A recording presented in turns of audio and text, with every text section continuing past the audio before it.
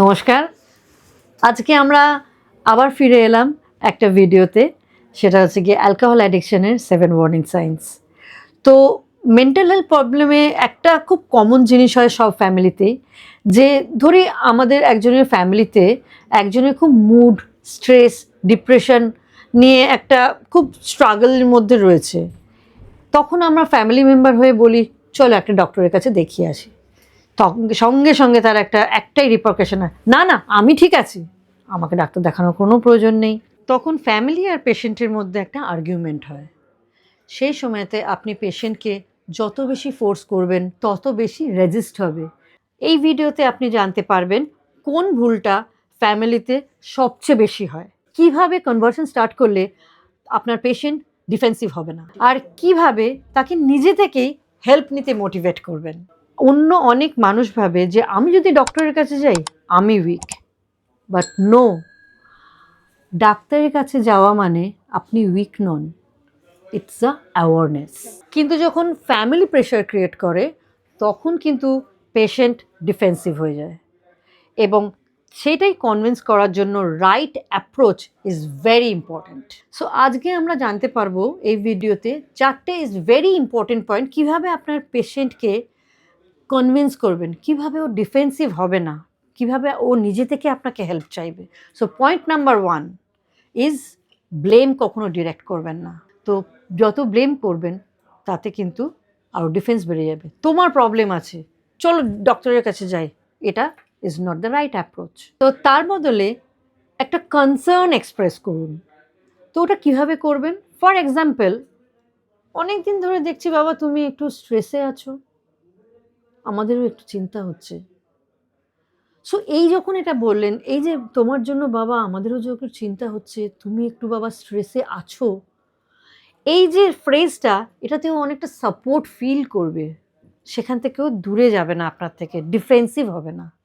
So এইরকমভাবে আমরা comprehensive statement দেব যাতে করে ডিফেন্সিভ না হয়। সো পয়েন্ট নাম্বার 2, ফোর্স কোনোদিনও করা উচিত নয়। ফোর্স করলেই ডিফেন্সিভ হয়ে যাবে। তো ফোর্সের বদলে আমরা একটা সিম্পল টেকনিক ইউজ করতে পারি। আমরা চয়েস ক্রিয়েট করতে পারি।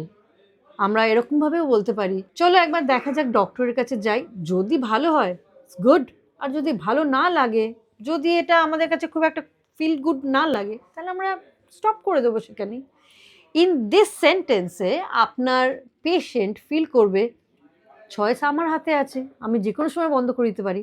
সো এই সেন্টেন্সটা আপনাকে সাপোর্ট করবে, এবং অনেক সময় দেখেছি পেশেন্টরা এই সেন্টেন্সের পরে ডাক্তার দেখাতে রাজি হয়ে যায়। সো পয়েন্ট নাম্বার 3 হচ্ছে গিয়ে পেশেন্টের ফিয়ার।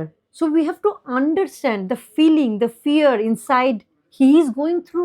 ওর কি মনে হচ্ছে, আমাকে ডাক্তারের কাছে নিয়ে যাবে, এই বোধহয় মেডিসিন দেবে, এক্ষুনি হসপিটালে অ্যাডমিট করে দেবে, রিহ্যাবেও পাঠাতে পারে। সো লোকজন কি বলবে? তাই ফ্যামিলি যদি একটা ক্লিয়ার ইনফরমেশন দেয়, তাতে কিন্তু পেশেন্টের ফিয়ারটা অনেকটা কমে যায়। ফর এক্সাম্পল বলতে পারেন যে প্রথমে শুধু তো ডক্টর কনসালটেশনই করবেন, আর তো কিছুই করবেন না, তারপরে তো প্রেসক্রিপশন দেবেন, সাজেশন দেবেন কি করতে হবে। সো এই যে একটা ফিলিংস, যে একটা প্রেসক্রিপশন দেবেন, সাজেশন দেবেন, ধরে ভর্তি করে দেবে না। সো এইখানে পেশেন্টের একটা মনে হয় যে হ্যাঁ, it is under control, within her control, her or his control. ও প্রেসক্রিপশন দেবে, আমি বুঝবো ওটা করবো কি করবো না, আমাকে ধরে কোথাও ভর্তি করে দিচ্ছে না। So it is a feel good factor, এটা আন্ডার কন্ট্রোলের একটা ফ্যাক্টর প্লে করবে। Point number 4 is very important. আমাদের সবাইকে পেশেন্স রাখতে হবে। Patience is very important. Mental হেলথে একজন পেশেন্টকে রাজি করাতে কিন্তু একটা সময় লাগে। তো সেই জন্যে যতবার পেশেন্ট না বলতেই পারে, বিভিন্ন রকমের তার ইনসিকিউরিটির জন্য, কিন্তু আপনারা পেশেন্স ছাড়বেন না, বারবার তাকে সাপোর্ট জানান। কোন দিন দেখবেন পেশেন্ট নিজে থেকেই বলছে, ঠিক আছে চলো একবার ডাক্তারের কাছে দেখা করে আসি, কারণ আমরা তাকে কিন্তু কখনো ফোর্স করছি না, অলওয়েজ সাপোর্ট দিচ্ছি। সেটা মাথায় রাখবেন।